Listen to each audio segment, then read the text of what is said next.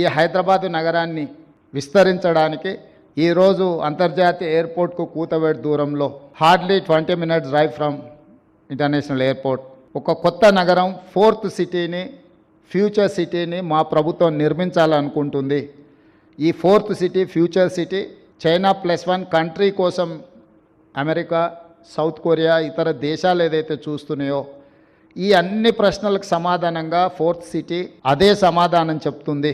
ఆ ఫ్యూచర్ సిటీలో కూడా మీ ప్రెజెన్స్ కనిపించాలి, మీరందరూ భాగస్వాములు కావాలి. నేను ఒక మాట స్పష్టంగా చెప్పదలుచుకున్నాను.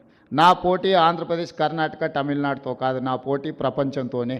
హైదరాబాద్ నగరం నా దగ్గర ఉంది. హైదరాబాద్ నగరం నా దగ్గర ఉంది.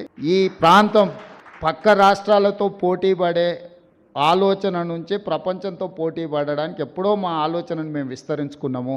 ప్రపంచం అవసరాలు తీర్చడానికి ఈరోజు మేము ఫోర్త్ సిటీని ఒక ఫ్యూచర్ సిటీగా మేము డిజైన్ చేస్తున్నాము. కాబట్టి ఈరోజు మాకు పక్క రాష్ట్రాలతో ఎలాంటి పోటీ లేదు.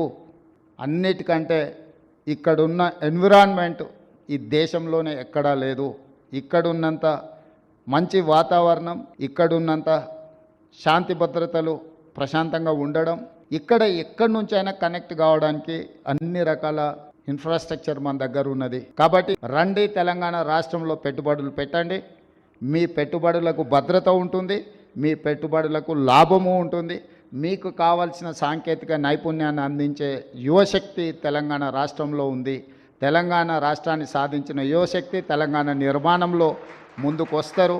తెలంగాణ రాష్ట్ర ముఖ్యమంత్రిగా నేను స్పష్టంగా పెట్టుబడిదారులకు నేను హామీ ఇస్తున్నా.